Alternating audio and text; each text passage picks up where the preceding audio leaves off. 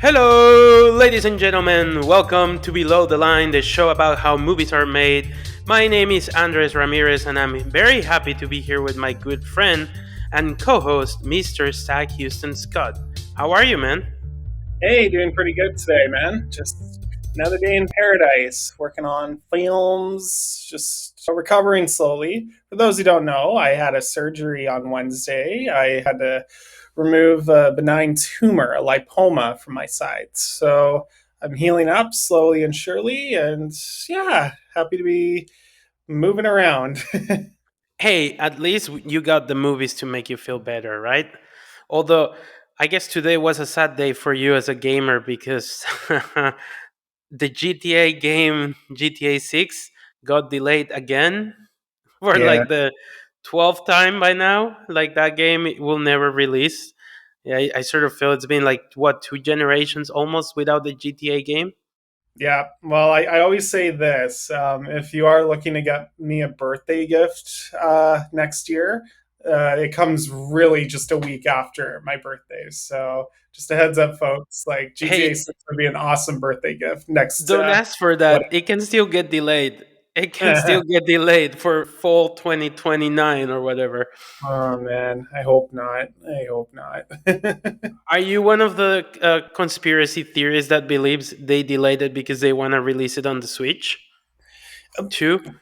Funny you mention that. It's just because Rockstar hasn't released GTA 5 or Red Dead Redemption 2 on the Nintendo Switch. I mean, my hope is Nintendo Switch 2 gets those games, but maybe it will happen that they will get it on Nintendo Switch 2 because that'll sell like hotcakes. An expensive console with an expensive game. Hey, they probably could charge 150 for that game alone.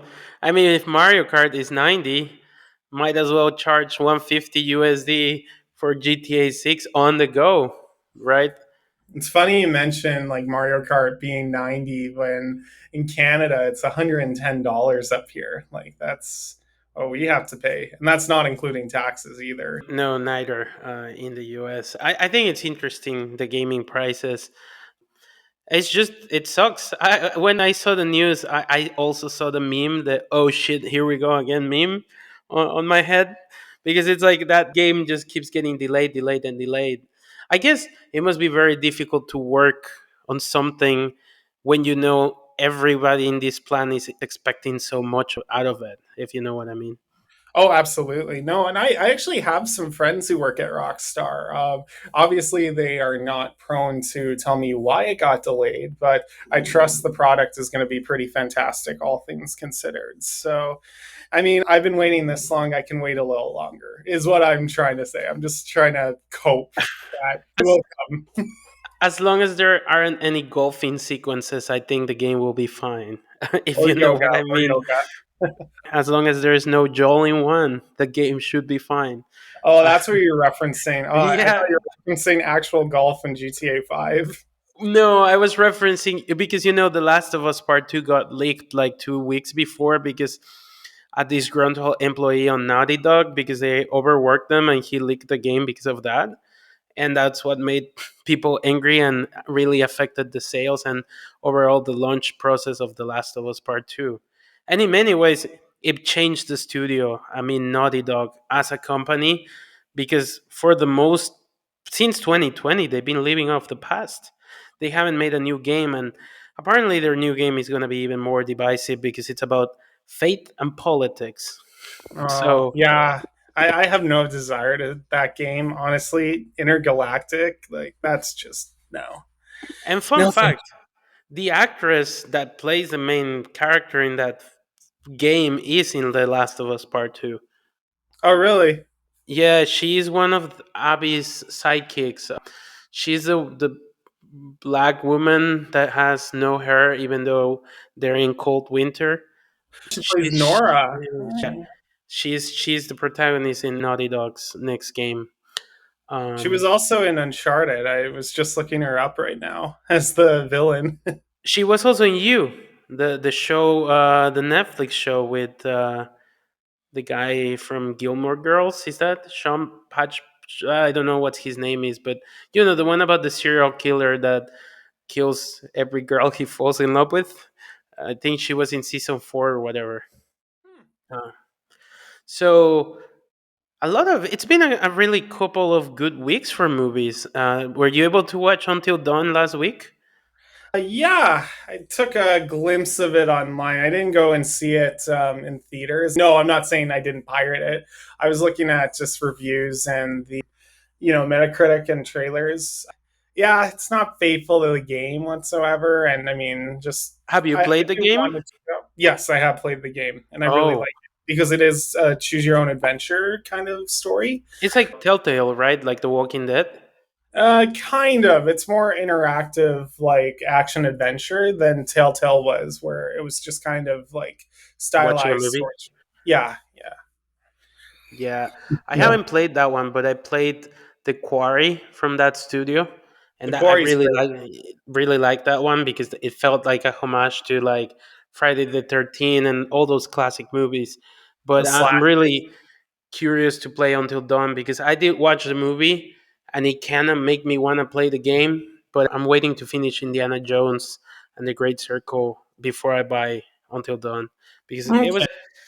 it was an okay movie. I would say if you don't rush to the theaters, but if you can stream it, I think it's a fun movie for a Friday where they ran out of budget by the third act. They just didn't know how to solve the film, if that makes sense, from a narrative perspective. No, I get that. I get it. Now, the movies I watched this week, I was Star watching Wars. some classic. Well, yeah, Star Wars: Revenge of the Sith. Yeah, yeah, Oh, still holds up. No, it does. another one I watched on Disney Plus was a real classic, Who Framed Roger Rabbit. So Robert Zemeckis.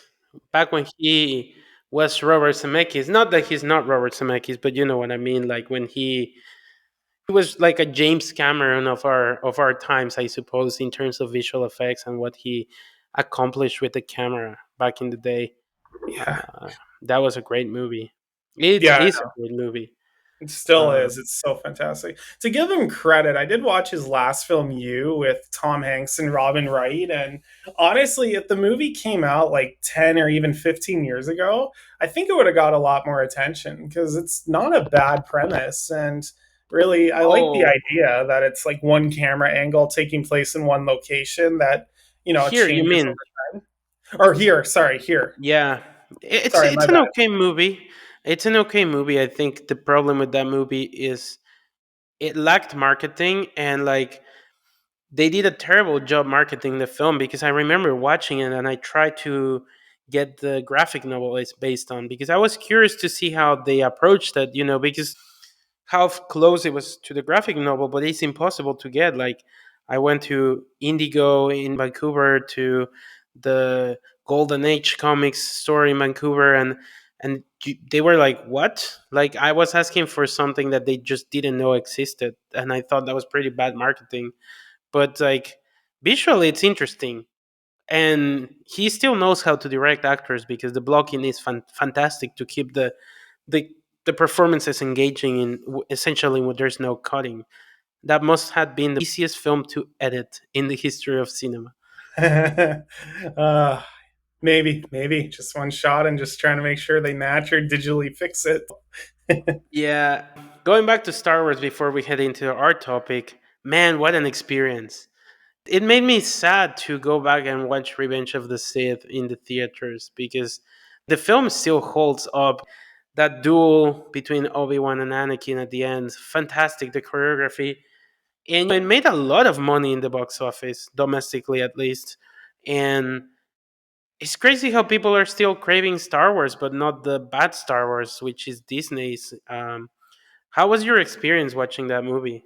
Oh, awesome. Just chills. Like, I think the difference with this one is you can tell he had a story, and there's like, as a finale, just seeing it all come together. Like, I mean, we were young when 2005 came out, so I didn't unfortunately have a chance Yep. to see it in theaters until Force Awakens came out when I did a marathon, was the last time I Mm. saw Revenge of the Sith in theaters.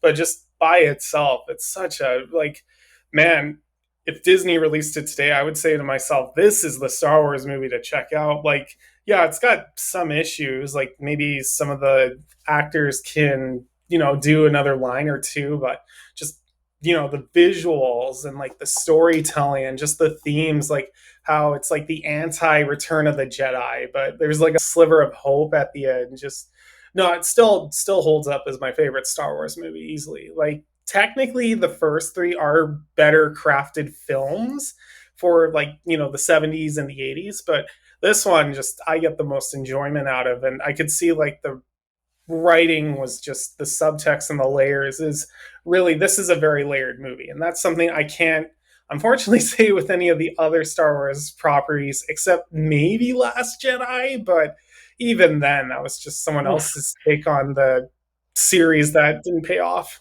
I sort of feel like watching it. Like I know it will eventually do a Star Wars episode, maybe soon, because I think for me it was a fun fact because I was able to watch Revenge on the Sith on the same theater I watched it 20 years ago. So it was the same theater, same experience, just 20 years later. So I was 9 when that thing came out. Um, and it's interesting because I was noticing how well paced the film is. They start with the battle over Coruscant, they start with all of that. Then Obi-Wan goes chase Grievous. It's such a well-paced film that it's rare because nowadays Hollywood sometimes really struggles to make a paced film like that. I thought visually still holds up. Like there were no shots where I was like, "Oh, that's clearly CGI." Like I know it's CGI, but it was still believable. Like it looked better than some Marvel films I've seen recently. Oh So well, ILM did all the effects for that movie, and and the score, whew, oh, the John score. Williams is the goat, the goat. But talking about ILM and other Disney properties, do you want to introduce this week's topic? Or if you want to say something else about Star Wars? No, just go rewatch Revenge of the Sith. Honestly, if you need the prequels like episode 1 and 2 to get the excitement of watching that one, do it, because it really is worth watching just to get to episode 3. And And this, as a side note, if you add the last season of Clone Wars, it's even better. no, I agree.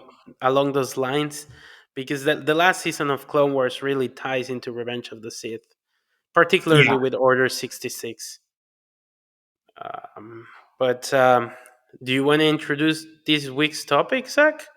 Yeah, I guess this is what we're talking about is that, well, back in Marvel, we've got a new movie this week. And this one's different because, unlike those other movies we've seen that don't rely heavily on nostalgia or have been not received the best, this one actually I really enjoyed and loved a bit, which I was shocked because when they first announced it, I wasn't really into it. I just thought, oh, this is just Marvel's Suicide Squad. But whatever, let's see how it goes. And I mean, to put it bluntly, Thunderbolts surprised me with how it was a lot more serious than I was giving it credit for, even though the marketing made it tonally mixed, but we can talk about it as we're describing it. So, yeah, Andres, what did you think about it personally? I thought the marketing did a terrible job marketing this film.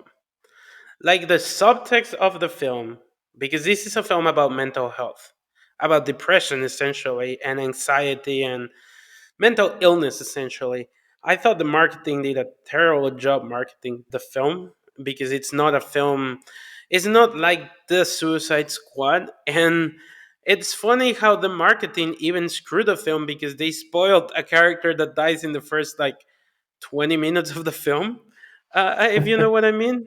And Yeah. they spoiled that during the Cher's live stream when they announced the cast for Doomsday, and they spoiled that in the last trailer of the film.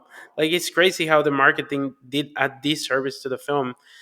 But to their credit, I think is the most fun I had in a MCU film since Endgame that did not rely on cameos, if that makes sense. No, I agree. This was the Marvel I remembered when I got excited to see something new that wasn't like a nostalgia bait. And just to add on to that, when you said it was like Suicide Squad, well, for that reason, I got very much Slipknot, Man Who Can Climb Anything vibes from one of the characters. No, this to me showed what I thought David Ayer's Suicide Squad was Should meant have to be, been. what it should have been before Warner took over the reshoots. If I agree. this was the movie that we were going to get, then yeah, I would not mind seeing that version if it exists. However, I do have to add a small, like, little asterisk because when the movie doesn't take itself seriously, then it falls flat on its face because you're dealing with these heavy themes, like you mentioned, of depression, mental health, not giving up, and just battling inner the topics they It's talk about about. trauma.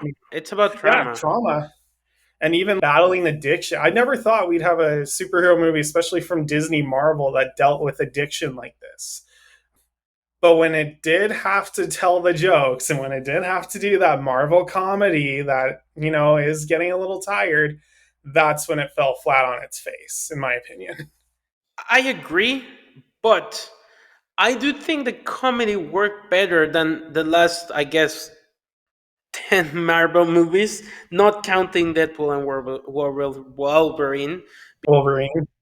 Ryan Reynolds is a very good comedian. I'm talking about like Quantumania, that type of MCU recently. I think in this one the jokes worked well because David Harbour, who plays Hop in Stranger Things, really committed to the performance because he's clearly the comic relief character, but he does such a phenomenal job in the film. And he also can take the beats when he needs to be dramatic, although he's kind of playing like the same character though, as in Stranger Things. Like he's Yeah. taking care of his daughter, whatever. But I don't know. I thought the film was grounded, but at the same time, I do agree. Sometimes it falls flat. My issue was more with two characters. One was John Walker, because Okay, I think sure. Wyatt Russell should have been definitely taken more seriously.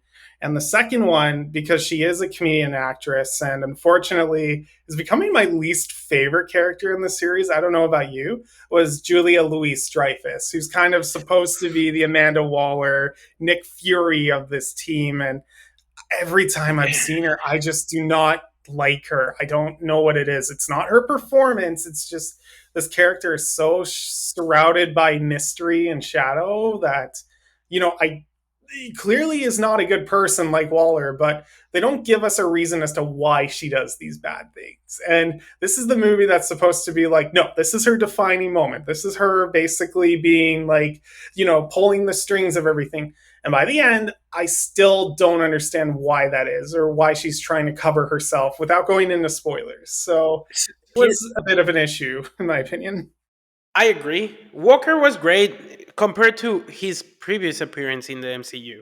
I like him more in this version than in what was the show Captain and the Winter Soldier. The That Falcon and the Winter Soldier. Yeah, that show. I like him here more because I thought he was better directed in this film.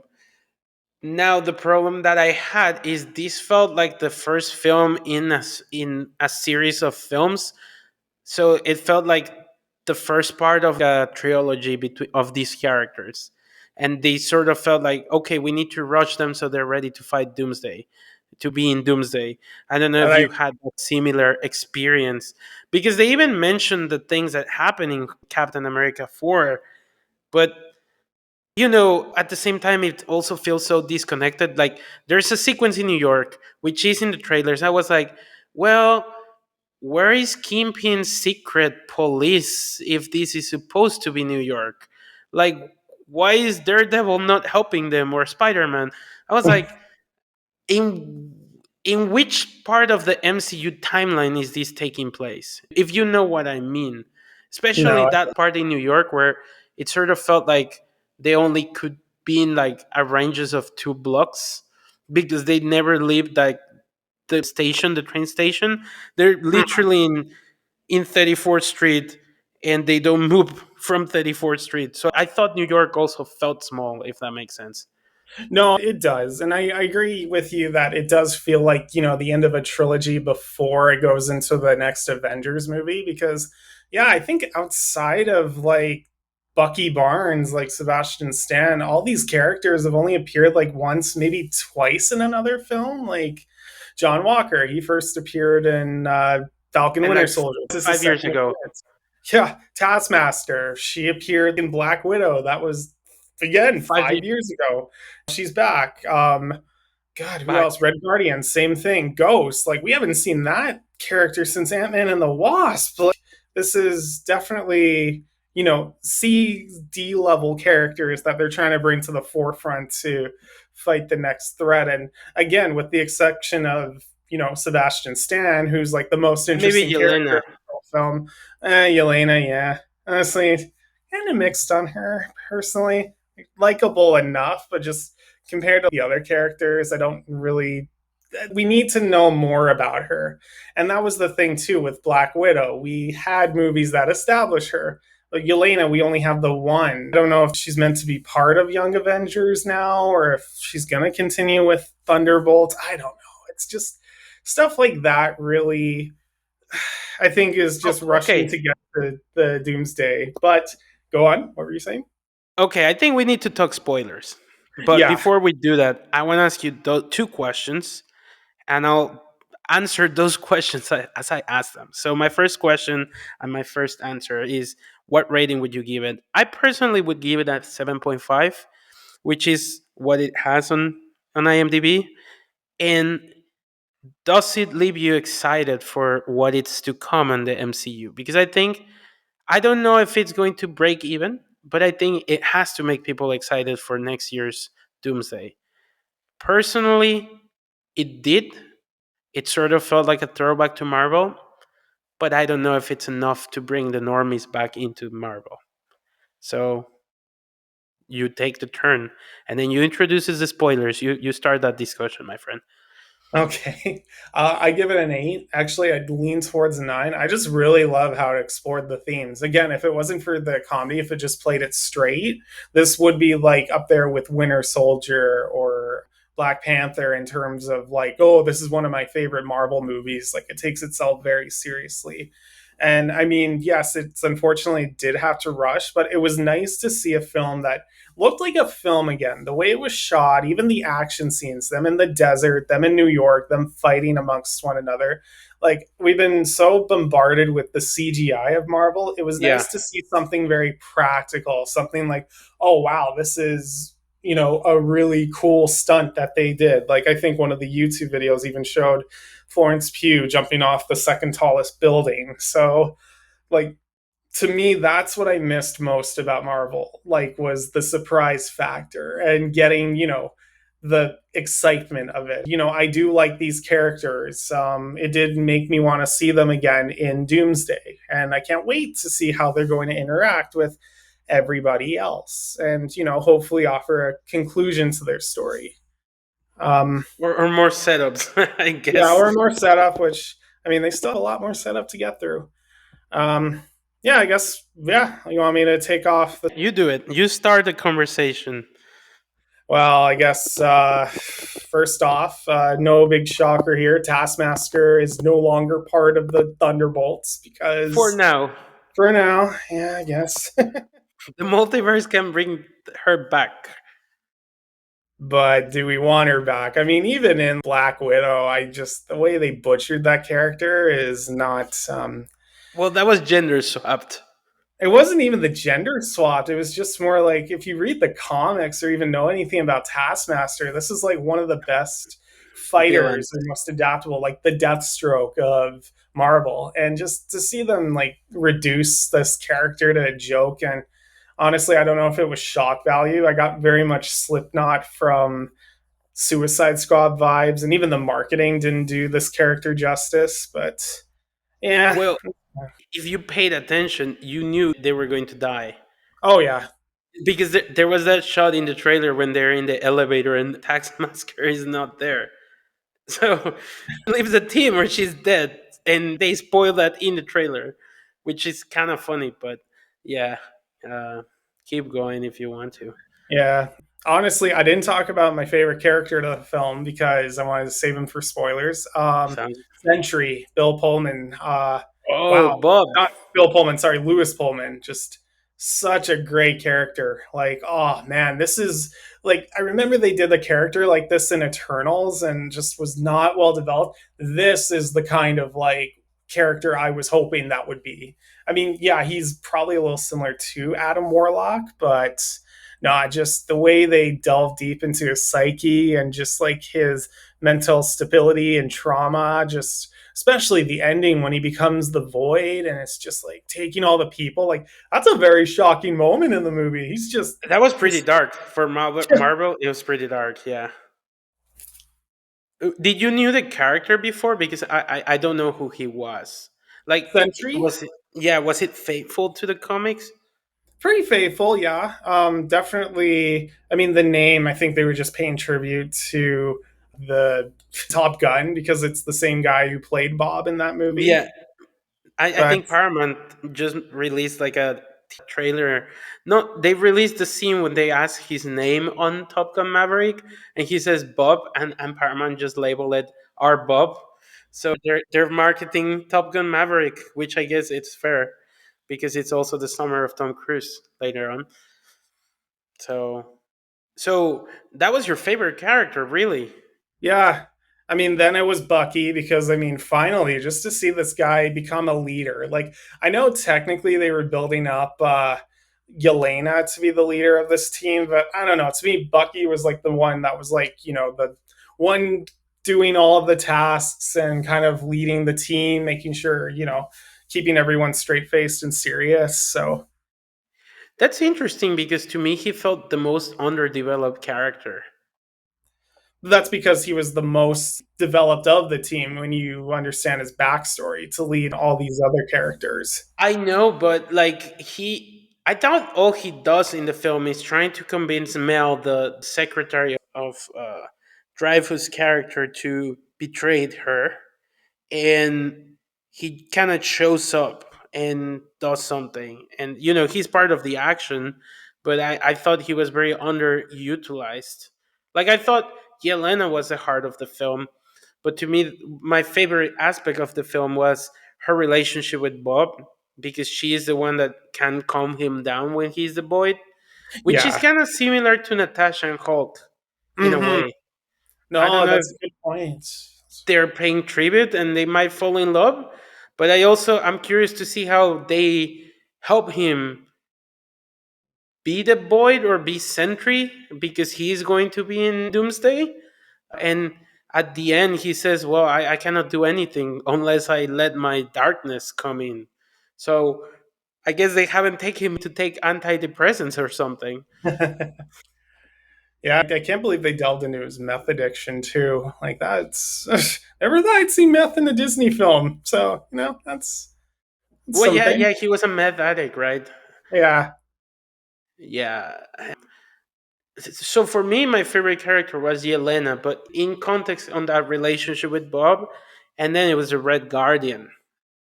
He's so funny. Like all the jokes kind of landed with me, especially the Avengers with C at the end of the film. Oh yes, the new Avengers. No, that kind of side with the asterisks. I'm like, okay, I see what you're doing. Guess that's what we gotta call them now. I mean, that's kind of I really dislike something in the credits that spoiled the sequence for me because on the credits it said Fantastic Four theme by Michael Giacchino. I'm like, oh no, that means they're going to show up at the end. So I kind of predicted it as I was watching the credits. I wish they didn't credit Michael Giacchino for the theme, or maybe after. But what did you thought of that ending? Sorry, losing you for a second. No, I'm hyped, honestly. I caught what you were saying. To see that four emblem, I'm like, okay, this gets me excited for the next one, and also questions why they're in this world now. Because yeah, that's not a good thing if they're coming from that futuristic world now, and just why are you here suddenly? Because everything looked fine, and from the trailers, they were supposed to save the day in Galactus, but maybe they failed. So I guess we already know the end of Fantastic Four. They I spoiled mean, the end of Fantastic Four. The they not kind so Fantastic Four. They failed again. of hopefully Peter Pascal doesn't get Joel in nine again with a golf club. They just kill Uh, off his Fantastic Four and replace him with Miles Teller, and then they end up no, with centuring in John the Krasinski. oh John Krasinski. Well, technically, he could still show up, right? Because he's part of the multiverse chaos thing. Like he's True. somewhere there. I don't know. I thought it was funny. No, I'm hyped for that ending. What other parts of the movie did you liked? Uh the action, honestly. Like again, I want to shout out the desert scene. The void itself is such a cool concept. Even like the way they teased it in the Marvel credits, just like you get this nice flashy, like colorful, like comic spread, and then it suddenly just gets darker, and you're like, oh, this is going to be different. I didn't expect this. And it's just seeing stuff like that just got me like excited and I don't know, just Yelena talking to Red Guardian. I thought they had a lot of great moments. Even though I said John Walker was a joke a lot of the time, they still give him time to really like develop. I guess really the only one I didn't really care for was Ghost. Ghost. Yeah, I haven't talked a lot about her, but I don't know. She's so pointless in Ant Man and the Wasp, and here she's just kind of sticks out like a sore thumb. Like doesn't Well, really she's still offer. kind of pointless. Yeah, she's still pointless. Exactly. Like I don't know what they're gonna do with her. And I mean, Marvel's kind of written themselves in the corner where there's so many new characters, and I mean, we're getting the Ironheart show pretty soon, and I'm Oh like, boy, these are just that's characters I don't care about. Like, why are you devoting screen to them if no one wants to see them? Like, she's not can't you even just? in Doomsday, right? No, Like no, I think she is. Ironheart. I, oh, Ironheart? No, Ironheart's not in What's the Doomsday. point? Like they should just cancel that show. Like don't kill the hype that this movie is building because I think it has good word of mouth, but like Marvel is such in a dire zombie-like state currently that they don't need bad publicity to build the hype around that. Especially when this year the superhero genre is like in this like we'll see kind of state manner. Because if the two movies of the summer fail, that could put a hindrance in the genre itself. I think my concern, but another critique I would give this film is I wish the budget was lower. Like I don't know why the budget had to be what it needed to be. Like I sort of feel they could have done this movie for $100 million, not 250. I don't know if you agree with me or not. No, I agree, but that's more a Disney spending problem. I think they just need to work on how they spend their money, maybe not pay their actors and writers a lot of what they're saying, or I don't know, just pay more the bare minimum, in my opinion. Sure, whatever, you have these fancy actors, but like if you want to save costs and everything, like do it for scale, like give someone else a chance if you're really that desperate, because people will come for the name brand, like I that's a mean, but fact. I would argue who has a name brand in this cast. Well, Florence Pugh, I mean, she's an Academy Award nominated actor. David Harbour, Sebastian Stan has a bit of a following. Wyatt He he Russell. he has a following. I mean, Wyatt Russell is a certain son of like that very elite Hollywood family. Mm-hmm. Florence Pugh has a name, but she's not a box office name. And argue, I mean, you look at Dune Part 2, and I mean, But Puss in that Boots and I Oppenheimer. know. But Oppenheimer made $1 billion not because of Florence Pugh. It made $1 billion because it was directed by Christopher Nolan, not because of Florence Pugh. Yeah. You have to wonder if he'll be able to recapture that with the Odyssey, like next year. That's a much more tougher film to sell. I'm It's a much excited. more complicated film to sell. But I mean, I'm just arguing for the. I mean, David Harbour. Yes, he's a name, but outside of Stranger Things, what else has he done? Like he He was tried to Hellboy. be, He was but that Hellboy flopped. briefly. That flopped.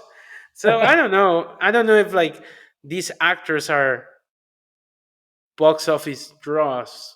Like they're not Tom Cruise. That's what I'm trying to say. Yeah, that's fair. That's fair. Tom Cruise, I mean, he's got a little movie coming out in a few weeks.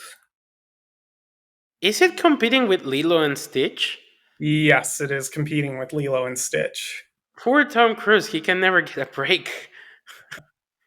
He had a break. He had Top Gun Maverick, so Who do you think is going to win the weekend?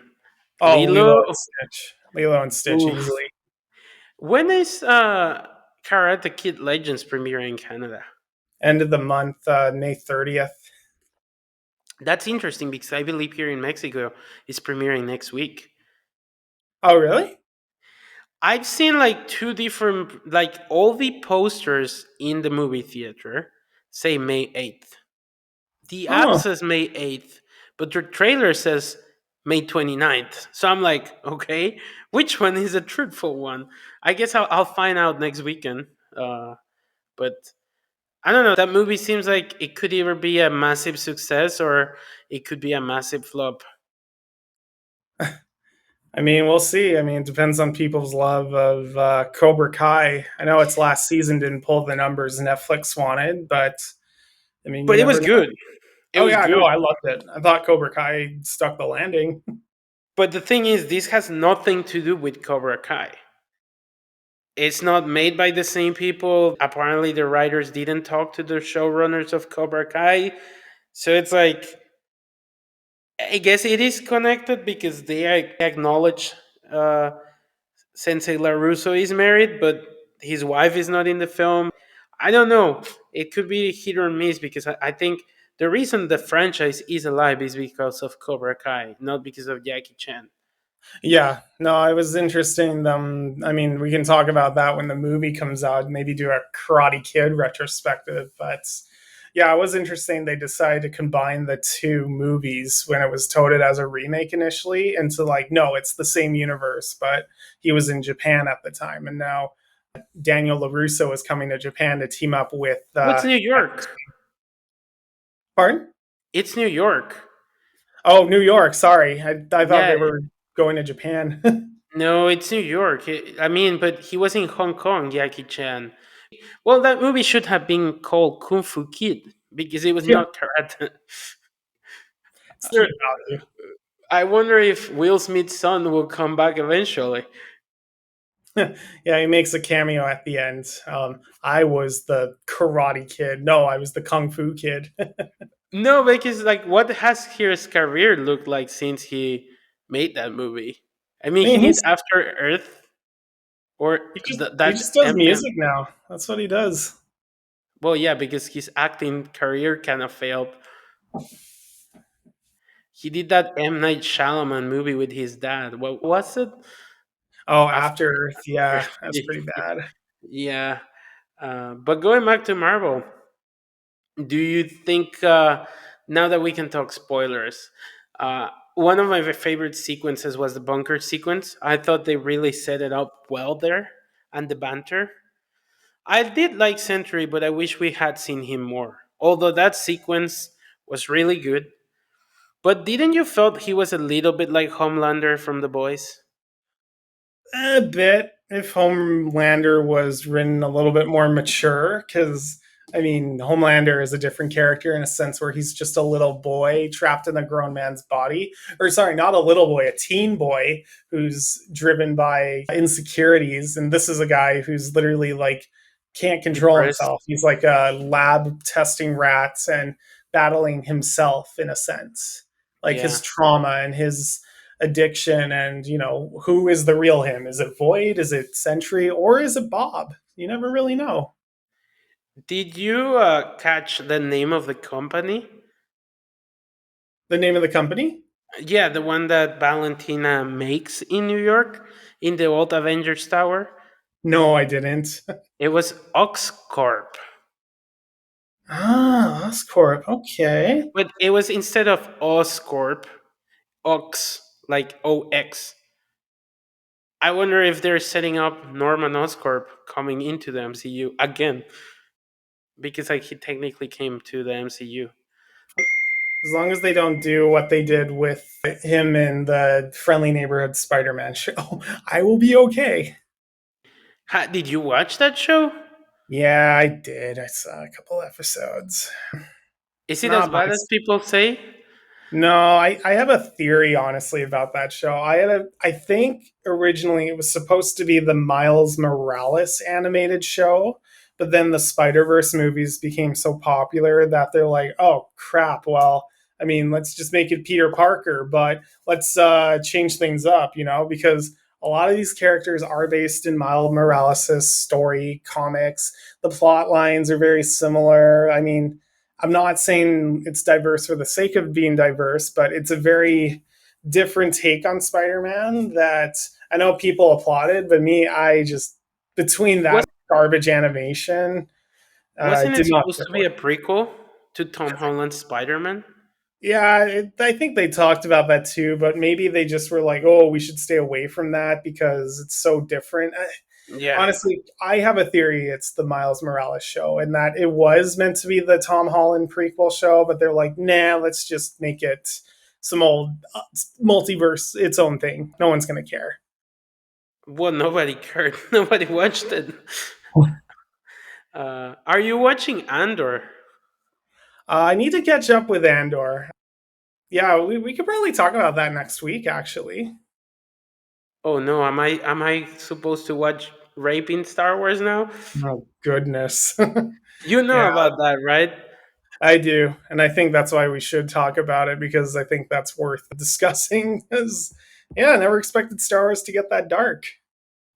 I mean, under Disney, especially. Maybe I'll see if I can watch it. I mean, we're clocking in. Any last thoughts on the new Avengers? Are they the new Avengers? They're the new Avengers for this movie and maybe a bit of Doomsday, and then we'll get the actual Avengers back for Secret Wars. That is my answer. But they're not the new Avengers because Sam Wilson is gonna sue them. They're the Avengers with C, as Red Guardian says. They're the Russian Avengers. The Pardon me, the Soviet Avengers, because he's a Soviet Soviet. Avengers. Yeah, yeah. They're the Soviet Avengers. Yeah, that's funny. Yeah, I'm excited for the future of Marvel. It's been a long time that I didn't felt as entertained. I just hope Fantastic Four is able to deliver on that as well. Same. Honestly, I'm really happy that this is the first time that they didn't have to rely on nostalgia or past actors to get people back in the seat. Like they could actually chart a direction forward that I'd like to see continued forward. Would I have liked a sequel before we got Avengers? Absolutely, but Me too. this is good enough. If we have to introduce these characters and get them to the next, big team up movie, I'm grateful that this is the one we got. And for people that are skeptical, just as a last thought, the movie is not woke, so No, it's it's not. it's fun. Like I think the characters earn their moments in the film, and it's fun. Like it's not woke, it's not preachy. I think even the subtext, if you want to say the mental health is preachy, it's well done and executed well. Yeah. No, I saw the critical drinker like bash this one again, and I'm like, honestly, I thought it had a lot more to offer, and I don't know if it was just to get on a cloud or like just bash Marvel for being Marvel, but I really enjoyed this one. I thought it was pretty damn good. I thought it was very genuine. It was honest. Like I thought it referenced the Marvel films. Like I thought the climax being in the same spot where the Avengers, the real Avengers, not the Russian Avengers, fought the first army in that Avengers movie was nice because it's the same location. The relationship that Yelena has with Bob is very reminiscent of Natasha and Hulk. So I don't know. I thought it was fun. I thought it was fun. And oh, one last thing. Did you heard about the leaks for Avengers? No, I haven't. Oh, well, maybe next week we can chat about it. But apparently, the writer was in this random comic book conference, and he leaked like the whole movie. Oops. Well, not Oh, the whole movie, but he said like which characters are coming back that were not announced. Like he leaked a lot of it. I guess he's gonna be in trouble with the mouse, but we'll see. Do you want to sign us out, buddy? Yeah, sounds good. Thanks for listening. He's Andres Ramirez at Jaro2096. I'm Zach Houston. You can find me at the Zach Houston and follow us at Below the Line 2025 on Instagram. We're continuing to do this every week and it's been fun. So thank you for listening and have a good day, good night, or good morning whenever you're listening. Bye bye. Bye.